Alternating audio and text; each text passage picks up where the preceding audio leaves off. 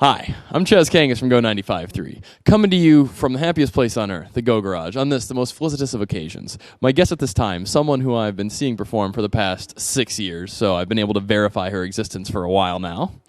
Someone who you may have seen opening for Open Mike Eagle or performing for her own sets at the 7th Street entry. You may have caught her this past month with Sophia Eris. And now joining us right here for the very first time at the station, I am with... Sammus, a.k.a. Anango Lumumba Kasango. Hi. Ithaca's own. Yes, Ithaca's very own. That's upstate New York, for those of you who don't know that there's a whole rest of the state of New York besides New York City. It's definitively not Long Island. Let's get that completely clear, too. More importantly. Thank you. Like, that's actually why I'm here. I just want to state, on the record, that there is more to New York than Long Island, than New York City. There's a whole rest of the beautiful state that I think you and, Chaz and all these other folks who are watching should check out. Head out to Rochester, shouts out to Tuggy's Bar and Grill out there. Yeah, I was at this evangelical Christian rap battle. Because during the summer that I was doing all the rap battles, really heavy is my main source of income. There's an evangelical Christian hip hop festival that wanted an iron sharpens iron battle where you had to out compliment your opponents. And so I took the 8-hour bus trip up to Rochester for that. Wound up winning. And and I was surprised. It was very pleasant. Everyone there was very hospitable and accommodating. So that's the beauty of upstate New York. So was there much of a hip hop scene in Utica? In Utica, not really. And in Ithaca... Was much of a hip-hop scene in Ithaca? In Ithaca, I would say not really. I mean, kind of. There were some artists who were doing kind of jam bandy hip-hop. But I wouldn't say anything resembling a scene. To me, a scene is a community built around shared kind of principles and values and aesthetics, and nothing quite that cohesive took place there. I think it's starting to develop. I think MCs are starting to feel hey, we have this unique upstate New York perspective. Let's share and talk about those things. But definitely growing up and in the years prior, I guess, that I was in Ithaca, I didn't really feel there was a scene, at least not around hip hop. Yeah, but now, speaking of interesting geological perspectives, you're here. This is the first night of your tour, if I can read flyers correctly, out here in Minnesota. And you performed here a number of times. So how different has it been coming from there to performing out here? It's kind of cool. So this time I'm bringing along a tour mate, Yaya Bay, and it's her first kind of tour. And so it feels cool to be the seasoned one. I'm usually the baby on the tour. And so it's neat to actually have knowledge to impart on somebody for once. And it's cool being able to talk about my prior experiences in the city. I was talking about other shows I've had in Minneapolis and how cool of a scene there is here around not just hip hop, but that it's a music city. And it feels cool to have had firsthand experience being here to explain that to somebody else. And Minneapolis is also known as the London of the Midwest. It's not, but you were recently last month, I believe, you were overseas. So how do they take overseas? And how different is touring over in Europe as opposed to here in the States? So yes, I was in the London of the UK and other places, and it was kind of similar. I mean, you drive around in a van, you go somewhere, you pray that people will think that what you're doing is cool and will buy all your merch.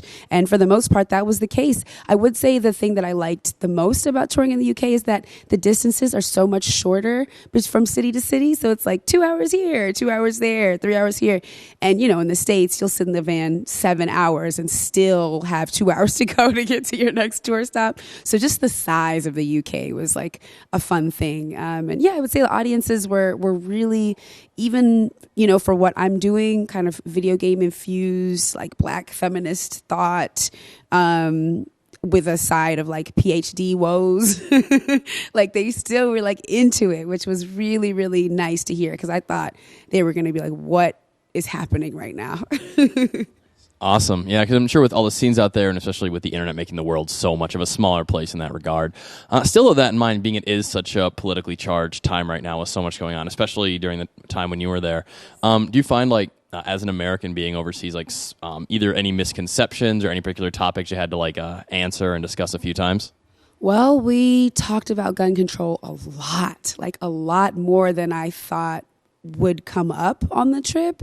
Nobody really like confronted us, but they did ask us directly, like, what are your thoughts? Like, what are your opinions on this? And, it was kind of intense and like, off-putting at first, I think, to feel like, oh, I'm a spokesperson for like a whole bunch of different perspectives. But at the same time, like I was saying, nobody was really, I think folks were genuinely curious about what it's like to be an American and what is the fascination with like guns and like what is the conversation. And so I think it came from more of a place of curiosity than kind of animosity. There was one kid who just like threw all the American stereotypes he could possibly think at us, like slang and like, gang hand symbols. And we were like, what are you doing, bruh? But for the most part, I would say folks were just like curious about our thoughts on like the presidency and would ask us, kind of directly. So that was interesting. Do you find like that much has shifted between, let's say, 2 years ago when the presidency was pretty different?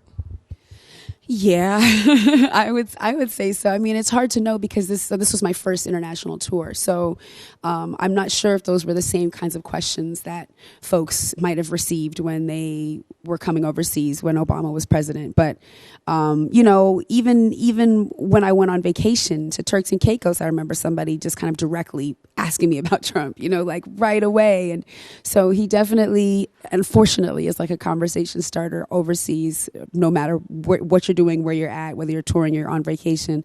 And I think that will only kind of amplify. And you've always been very open with your opinions, both like as a person in interviews and in your music, and especially even, not afraid to show any sort of like vulnerability or restraint in a lot of those things in tracks like, like 1080p, Qualified. So that in mind, in your songwriting process, do you ever have the moment of hesitation, or is it more so you know what you say and you want to get to it? And do you ever feel, though, like going back and either taking things out or adding more things? I'm just really curious what your process is like in that regard. Yeah, I do hold back. There are lyrics that I've changed because I felt like I was giving too much away. So I do have like a limit, and even though it's kind of far as far as how much I'll share, there is like a line for me. But I've less and less, I think I'm concerned with like, oh, is this showing too much, and more so I just want to share the fullness of my experience. I want to make sure that I'm capturing the highs and the lows, and that I'm, being generous with myself, that when I share these stories of hardship, that I also have stories of success that I can share too, because I don't want to become an artist who is revered because she's so sad, that because she cries and her heart is breaking all the time, that's what folks come to her for. I want to have a kind of fullness of different perspectives. So I'm now, I think, working on that balance between sharing the heartbreak and sharing the wins too.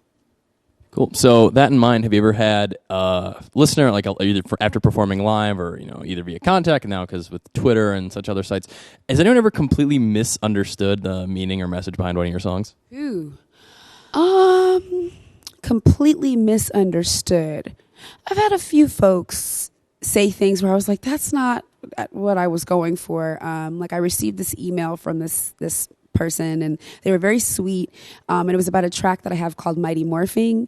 That's a song that's not supposed to be about how I'm like a special unicorn who likes to do all kinds of different things. It's more a song that's saying like Black folks are complex human beings who like to do all kinds of things, and it wasn't so much a song about how I'm super special because I like to twerk and read and play video games, but that complexity is something that you find reflected across the diaspora. And this person had interpreted it as like, oh, Sammus, you're so special, you're so unique because you do all of these things. And so I felt like that was my fault as a writer, that it came across as me being braggadocious about the stuff that I like and not having it be like this more generalized message about just complexity, the complexity of people more broadly. So it's not like it's not like a big misstep or anything. It's like a pretty subtle thing. For the most part, I think folks, I try so hard to be so kind of literal with my lyrics, and I provide rap genius like annotations that it's very, very hard, I think, to miss the meaning of the song. Gotcha. And, with being so open, you taken your rap name from a video game that made a very important impact on you, Mario Paint. And, from Metroid, and it's come a few times in interviews, but I'm just curious, what was your very first exposure to Metroid? Like that very first time playing the game, do you recall like that first time the controller was in your hands and that whole experience? Yeah, I think, if I remember correctly, I called Sammus Metroid, and my brother was like, "No, you're being dumb. That's the name of the game." So I do remember having this deep connection to like the darkness of the game in a way. Like, I don't know, I don't want to sound like morbid, but it was like a kind of perfect game for like an introverted kid. I feel like it's just kind of puzzle-like and like labyrinthian in a way that like Mario wasn't. Mario was kind of brighter and more fun and more silly, and this felt more serious. And for whatever reason, as a kid, that resonated with me. Maybe it was being in cold, dark upstate New York, and I was like, oh, this is just like my life, traversing outer space and fighting off bad guys everywhere I look. But yeah, I do remember playing the game. I do remember thinking that Sammus was like a dude. Like, I do remember being shocked to learn that Sammus was a woman. That moment was weird. I was just like, oh, I have assumptions about gender, and I'm a kid. That's weird. Shows the foresight of Nintendo just like sliding that in, and I think everyone has that moment when that great reveal happens. So, all right. So, finally, as we know, the best movies that exist are ones that are based on video games. So, of course, as the Oscars show. So, let's say you're giving an unlimited budget and a chance to cast a Metroid film. All right. Who do you play the roles, and who do you have as a director? Oh my gosh, I feel like I have to play Sammus. Naturally, it's your budget to play with, And I would give myself pretty much the entire budget. And I'm trying to think of someone with like a massive head to play Mother Brain, who has like a really big like forehead. I'll have to think on that, but. Brian Dennehy. And starring me and Brian Dennehy. Metroid, the movie. Based loosely on the game. I don't know how that would go, because it's not like a super plot-driven game like that. You're just kind of like running around for most of it. So we'd have to really fill in the blanks with some foolery. It worked for Doom. Yeah. Bad example, but okay, Doom existed, so there we go. And who do you choose directing it? To direct... how about Ryan Coogler?